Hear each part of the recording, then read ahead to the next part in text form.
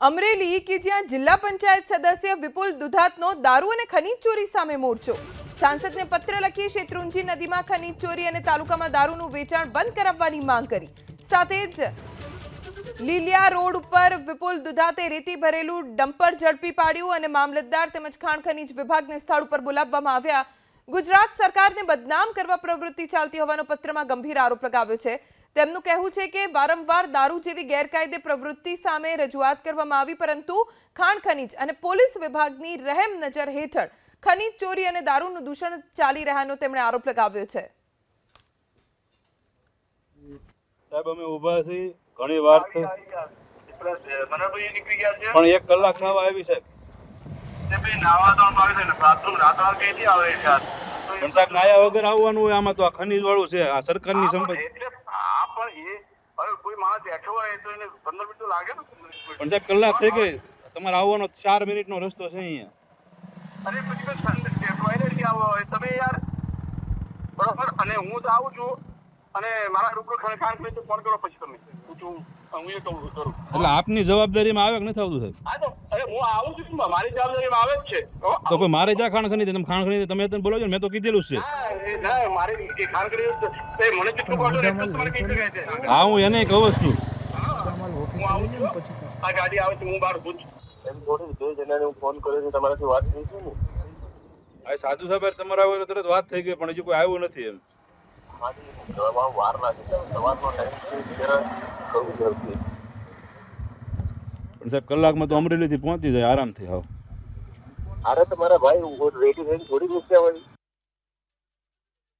અમરેલી જિલ્લા પંચાયતના ભાજપના સદસ્ય દ્વારા ગઈકાલે પત્ર એક લખવામાં આવ્યો હતો। અમરેલી જિલ્લાની શેત્રુંજી નદીમાંથી બેફામ ખનીજ ચોરી થઈ રહી છે, તે સાથોસાથ દારૂનું વેચાણ પણ બેફામ થઈ રહ્યું છે। ત્યારે અત્યારે વિપુલ દુધાત દ્વારા જે રેતીનું ડમ્પર છે, તે રેતીનું ડમ્પર રસ્તા ઉપર રોકી અને તેની સાથે પરમિટ માંગી છે, છતાં પરમિટ ડ્રાઈવર પાસે નથી। એટલે જે પ્રમાણે ગઈકાલે જે પત્ર લખ્યો કે અમરેલી જિલ્લામાં બેફામ રેતી ચોરી થઈ રહી છે, દારૂનું વેચાણ બે રોકટોક ચાલી રહ્યું છે। ત્યારે વિપુલભાઈ જ છે આપણી સાથે।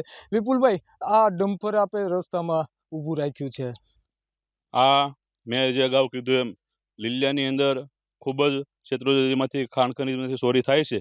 તેમાં આજે મેં અગાઉ પત્ર પાઠવેલ, તેમાં જણાવેલ કે અમે જનતા રેડ કરીશું, કારણ કે ખાણ ખનીજ વિભાગ અને પોલીસ વિભાગમાં સદંતર નિષ્ફળ રહ્યો હોય અને સરકારને બદનામ કરવાનું જ્યારે કાવતરું ચાલતું હોય, ત્યારે અમારી જિલ્લા પંચાયતના સભ્ય તરીકેની જે ફરજ હોય એ અમે નિભાવવી પડે। અને અત્યારે મેં લાઈવ જે ગાડી છે એ અત્યારે અહીંયા અમરેલી લીલિયા રોડ ઉપર ગાડી પકડેલ છે અને અહીંયા આપ જે ગાડી જોઈ શકો છો।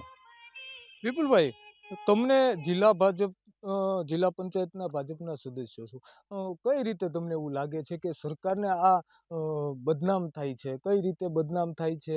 શું સરકારનો જો અધિકારીઓ ઉપર કંટ્રોલ નથી? સરકારનો અધિકારીઓ ઉપર સંપૂર્ણપણે કંટ્રોલ છે, પરંતુ જે સરકારને હંમેશા જે અધિકારીઓ હોય છે એ ક્યાંય ને ક્યાંય બદનામ કરવાનું મેં અગાઉ પણ કીધેલું છે।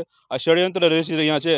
જે ગુજરાતની અંદર ભાજપની 30 વર્ષથી સ્થિર સરકાર હોય એને ક્યાંય ને કાંઈ અંદરખાને જે મોટા ષડયંત્રો ચાલતા હોય તેમાં અધિકારીઓ પણ સામેલ થઈ અને સરકારને બદનામ કરવાનો પ્રયત્ન કરી રહ્યા છે।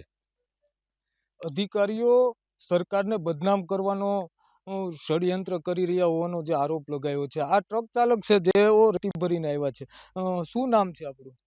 મારો ભૂરાભાઈ છે। ભૂરાભાઈ, ક્યાંથી આ રેતી ભરી આવ્યા? આ શેત્રુંજી શેત્રુંજી કયું ગામ? આ અહીંયા ભેવડી થી। ક્યાં લઈ જવાની હતી આ રેતી?